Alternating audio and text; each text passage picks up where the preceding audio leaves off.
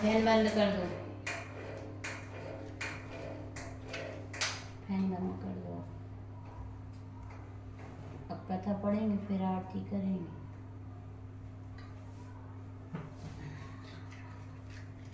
ये हवन कुंड उठाओ, हवन कर दो। पैर धोए, हाथ धोए अच्छे से। हवन ही कर दो फिर।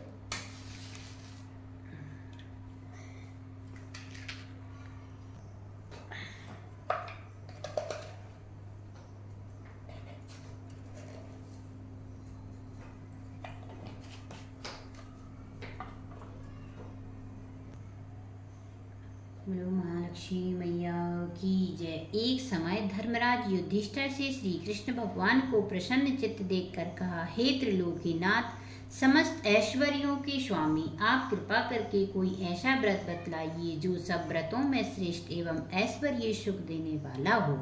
व्रत को करके मनुष्य नाना प्रकार के सुख, स्त्री पुरुष, आयु, महल, हाथी घोड़ा का फल भोग सकें। श्री कृष्ण जी बोले, हे राजन सुनो, सतयुग में जब वृत्रासुर आदि असुरों ने स्वर्गलोक पर अपना अधिकार कर लिया था, तब दुखी हो इंद्र ने ऐसा ही प्रश्न देव ऋषि नारद से पूछा। यह सुनकर नारद जी बोले, हे देवराज इंद्र, मैं तुमको एक ऐसा उपाय बताता हूँ जो सर्व मंगलकारी हो। इस विषय में एक वृत्तांत सुनो। प्राचीन काल में एक बहुत सुंदर अपूर्व नगर था।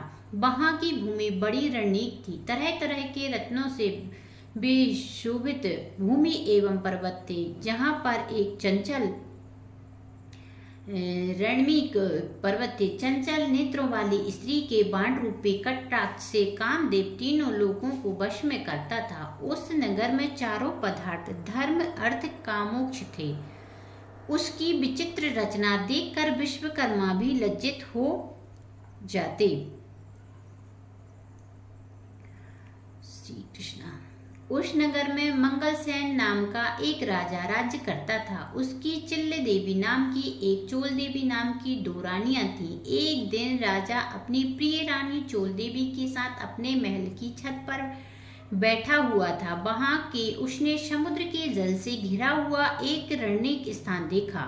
उसे देखकर राजा प्रेमातुर हो गए। अपनी प्रिय रानी चोल देवी से बोला, हे सुमुखी, देखो यहाँ पर तुम्हारी प्रसन्नता के लिए नंदन वन को लज्जित करने वाला एक सुंदर बान बाग लगवाऊंगा और अपनी प्रिय को प्रसन्नार्थ राजा के बगीचे लगवा दिया। कुछ दिन बाद वह बाग वृक्षों, लताओं, फल फूलों और रंग बिरंगे पक्षियों की चहचहाहट से अपनी अद्भुत छटा दिखाने लगा। एक दिन उस बाग में बड़ा भयंकर प्रलय काल के समान एक शूकर हुआ और उस सारे बगीचे को नष्ट कर दिया। बहुत से बाग के रक्षक भी मारे गए।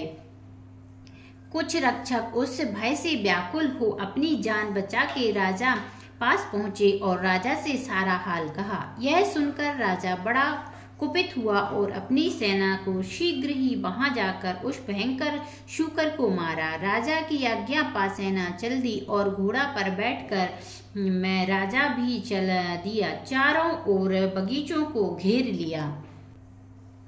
सैनिकों से कहा कि जिस मार्ग से शूकर निकल कर भाग जावे और उस मार्ग का कोई भी रक्षक उसे ना मार सकेगा, मैं उसका सिर काटूंगा। तब बाग के राजा को एक अपना स्वयं घोड़ा अड़ा कर खड़ा हो गया। देव योग से वह शूकर राजा से ही निकल कर भाग गया। राजा बड़ा लज्जित हुआ और घोड़ा को चाबुक से मारता हुआ पीछे करने लगा।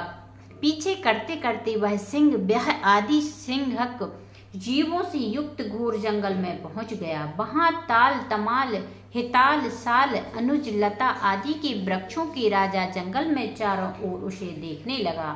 आगे चलकर शूकर राजा के सामने आया। राजा ने देखकर उसे भाला मार दिया। भाले के लगते ही शूकर ने अपना शरीर छोड़ दिया। वह स्वर्ग गंधर्व शरीर धारण कर विमान में बैठकर अपने लोक को जाते हुए राजा मंगलसेन से बोला, हे पृथ्वीराज, आपका कल्याण हो। आपने मेरा उद्धार किया है। मैं आपको अपने साप की एक कथा सुनाता हूँ। मैं चित्ररथ नाम का गंधर्व हूँ। एक बार देव समूह में ब्रह्मा बैठे हुए थे। वे चंचल पुट आदि तालों के साथ में सप्त स्वर में उत्तरगान कर रहा था कि गाते गाते मेरी लात ताल बिगड़ गई। उस पर क्रोधित होकर ब्रह्मा जी ने मुझे शूकर होने का शाप दे दिया। फिर प्रार्थना करके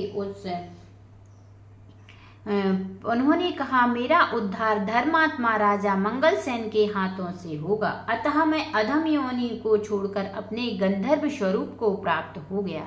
हे राजन, मैं वरदान स्वरूप देवताओं को दुर्लभ चारों फल, अर्थ, धर्म, काम, मोक्ष का दाता एक व्रत बतलाता हूँ। यह व्रत महालक्ष्मी का व्रत है। उसके प्रभाव से आप चक्रवर्ती राजा होंगे। अब आप अपनी राजधानी वापस जाइए। नारद बोले, हे इंद्र। इस प्रकार वह गंधर्व अंतर्ध्यान हो गया। राजा मंगलसेन अपनी राजधानी को वापस लौटे और मार्ग में उन्होंने मंगल में मृग चर्म किए हुए एक ब्राह्मण पुत्र अपनी ओर आते हुए देखा। और उस देवता दैत्य गंधर्व को अथवा राक्षस, उसमें आप कौन हैं? मुझे सच सच बता दें, आप इस घोर जंगल में आए हैं। यह सुनकर ब्राह्मण पुत्र राजा को आशीर्वाद देते हुए बोला, हे राजन, मैं आपके लिए देश में पैदा हुआ हूँ और आपके ही साथ साथ ही यहाँ आया हूँ। अतः मुझे यथाचित आज्ञा दीजिए। भगवान श्री कृष्ण बोले, हे धर्मराज, इस प्रकार के पूछने पर राजा ने ब्रह्मा के, विप्र, तुम्हारा नाम आज से नूतन होगा। अब तुम किसी सरोवर में ठंडा जल पाओ। राजा की आज्ञा पा नूतन राजा को एक सुंदर वृक्ष के नीचे बिठाकर आप घोड़े पर सवार हो जल की खोज में चल दिया। आगे चलकर उसने रंग बिरंगे पक्षी वह सब चल पड़ा। थोड़ी देर में वह सरोवर के पास जाकर, यह सरोवर बहुत ही रमणीक था, एक सा प्रतीत था। यहाँ भगवान नारायण का ही निवास स्थान है। सुंदर सुंदर कमलों से सुशोभित चक्रवात आदि पक्षियों में युक्त, तेज हवा से उठने वाले लहरों को शांत करने वाला, मीठे जल वाला, महर्षि अगस्त्य की तृषा शांत करने वाला, शीतल जल से परिपूर्ण था। वैसे ही आगे बढ़ा, उसका घोड़ा कीचड़ में फंस गया। अतः वह घोड़े से उतरकर सरोवर के चारों ओर देखने लगा। समीप ही उसने सुंदर वस्त्राभूषण से सुसज्जित मृग नयनी स्त्रियों को देखा और मधुर ध्वनि से मंगलगान करती हुए पूजा की। किसकी पूजा कर रही और उसकी क्या विधि है तथा क्या फल है, सच सच मुझे बतलाइए। नूतन की मधुर वाणी सुनकर महालक्ष्मी व्रत कर रहे थे। उस व्रत की कथा तुमको भी सुनाता हूँ। हे ब्राह्मण, यह व्रत भाद्र पक्ष महीने के शुक्ल पक्ष भादों शुद्धि अष्टमी राधा अष्टमी से प्रारंभ होता है। एक दिन प्रातः काल उठकर 16 बार हाथ पांव मुंह धोकर 16 गांठों धागों से युक्त एक डोरा कलावा लेकर उसमें 16 गांठ की पूजा और महालक्ष्मी श्री मंत्र से 16 बार आमंत्रित कर श्री लक्ष्मी जी से प्रार्थना करें। हे महालक्ष्मी, आप हमें धन धान पृथ्वी धर्म कीर्ति और आयु यश और शोभा तथा हाथी घोड़े पुत्र दो। हे प्रिय, इस प्रकार ध्यान करते हुए उस सूत्र को पुरुष आदि दाहिने अंग और स्त्री अपने बाएं अंग में धारण कर 16 दूब के पौधे अक्षत लेकर कथा सुने। इस प्रकार भादों की शुद्धि के लेकर अश्विनी बदी अष्टमी तक निर्मित प्रति कथा सुनना चाहिए। तत्पश्चात अष्टमी के दिन रात्रि के समय जितेंद्र व्रतकर्ता को स्नान करके श्वेत वस्त्र धारण करके पूजा ग्रहण में जाना चाहिए और पूर्व की ओर मुख करके पवित्र आसन पर बैठकर सफेद मोतियों से युक्त अष्टदल का कमल नवाबे उस पर कमलासन मंद मंद मुस्कान करती हुई शरद चंद्र के तुल्य कांतिवान चतुर्भुजी दोनों हाथों में कमल लिए हुए श्वेत वस्त्र धारणी आभूषणों से विभूषित अभय वर देने वाली दोनों ओर हाथियों की सूंड के जल से सींचे जाने वाले महालक्ष्मी जी का ध्यान करके कपूर अगरबत्ती चंदन से भगवती का चित्र बनाकर आवाहन करें कि हे महालक्ष्मी, भगवान विष्णु के पास से आप यहाँ आए। आपके लिए जो षडुष्चार पूजन सामग्री एकत्र की है विप्र, उस 16 दिन समाप्त होने पर कर्ता को श्रद्धा अनुसार उद्यापन करना चाहिए। उद्यापन विधि इस प्रकार है। स्वर्ण के पत्र से गऊ के सींग मड़वा कर सोना एवं अन्न वस्त्रादि वेद पाटी ब्राह्मण को दान दे। यदि इतना ना हो सके तो यथाशक्ति द्रव्य दान दे अथवा 16 ब्राह्मणों को जिवाकर अपने बस आदि की दक्षिणा देवे। हे विप्र पुत्र, हमने कारो तथा और श्रद्धा से करना चाहा उसे भी कराओ। भगवान बोले, हे युधिष्ठिर, इस प्रकार इस व्रत को स्त्रियों से मुख से सुनकर नूतन व्रत बड़ा प्रसन्न हुआ और उनको प्रणाम करके अपने घोड़े को कीचड़ से निकालकर ठंडा पानी पिलाया और कमल के पत्तों का दौना बनाकर उसमें पानी ले घोड़े और पर बैठा राजा के पास आकर राजा को जल पिलाकर नूतन बोला, हे राजन, आज मैं यहाँ पर तुम कुछ स्त्रियों से सुनकर आए हो, उसे ध्यान से सुनो। इस प्रकार का सारा हाल सुनाकर उस व्रत को नूतन और राजा दोनों ने किया। उस व्रत के प्रभाव से ब्राह्मणों को श्रेष्ठ ब्राह्मण नूतन और राजा में श्रेष्ठ राजा सब नगरवासी बड़े प्रसन्न हुए और भेंट आदि वस्तु देकर बाजी के साथ राजा की अगवानी करने चले दिए। चारों ओर घंटा और घड़ियालों के शब्द होने लगे। ऐसा मालूम होता है कि सुखी के मारे सारा नगर नाच रहा है। 16 श्रृंगार किए गजगामिनी स्त्रियां भी मंगल मंगल गीत गाती हुई राजा की अगवानी करने लगी। नगरवासियों के द्वारा संस्कारित किया गया राजा ब्राह्मण सुनकर नूतन के साथ घोड़े पर बैठने उतर कर अपने महल में रानी चौल देवी के पास गया। रानी चौल देवी ने राजा के हाथ में सूत्र बाधा देखकर क्रोधित हुई, परंतु क्रोध को छुपाकर विचार करने की लगी कि राजा शिकार के बहाने किसी अन्य स्त्री से प्रेमालाप करने लगा है। इसी कारण उसकी बाहें में उस स्त्री ने अपने सौभाग्य के लिए यह डोरा बांध दिया है। साथ ही मुझे देखकर यह इस ब्राह्मण को भेजा है। अतः क्रोधित उसने डोरे को राजा की बाह से तोड़कर फेंक दिया और राजा दूसरी रानी चिल देवी की एक दासी राजा को देखने आई। उसने भूमि पर पड़े उस डोरे को उठाकर ब्राह्मण से डोरे के बारे में सारा वर्णन पूछा। दासी ने सारा विधान जानकर अपनी स्वामिन चिल देवी से जाकर कहा और नूतन सूत्र भी दे दिया। व्रत विधि वह सूत्र भी दे दिया। रानी ने उस नूतन को बुलाया भेजा और बतलाते हुए व्रत का विधान सहित करने लगी। भगवान बोले, हे सरदूषण नंदन युधिष्ठिर, 1 वर्ष बीतने पर महालक्ष्मी पूजन की याद आई। राजा अपनी बाह में बंधे सूत्र को ना देखकर नूतन रानी चोल देवी द्वारा उसे तोड़कर फेंक जाने का सारा हल पूछा राजा को बता दिया। यह सुनकर राजा क्रोधित हो रानी चोल देवी से बोला, अरे दुर्बुद्धि, अब मैं तेरे महल में लक्ष्मी पूजन ना करके रानी चिल देवी के महल में पूजा करूंगा। यह कहकर राजा चिल देवी के महल को चला गया। इसी बीच लक्ष्मी की बुढ़िया का रूप बनाकर परीक्षा लेने आई रानी चोल देवी के घर आई। रानी चोल देवी उसका निरादर करते हुए बोली, अरे दुष्ट, तू कौन है? मेरे घर में कैसे आई है? चल भाग यहाँ से।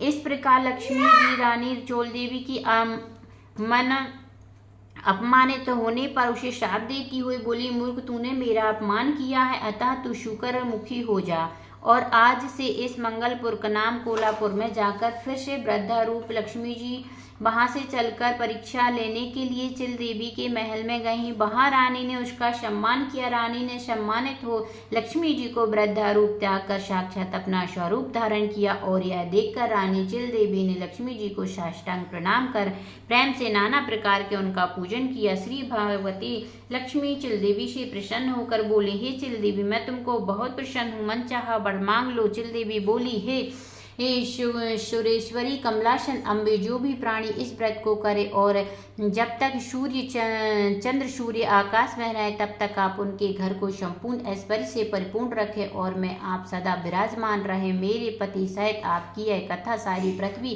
पर विख्यात है। हे धर्मरानी, रानी से भगवती लक्ष्मी यथायस्तु कहकर अंतर ध्यान हो गई। पश्चात राजा मंगल ने रानी चिल देवी के साथ बड़ी श्रद्धा से पूर्वक पूजन व्रत किया। दुराचारणी रानी चिल देवी ईर्ष्यावश होकर रानी चिल देवी की महल में न जाने लगी। वहां बैठे पहरेदारों ने उसे अंदर जाने से रोक दिया क्योंकि लक्ष्मी जी के श्राप के कारण वह शुक्र के समान दिख रही थी। रानी चिल दिखलाई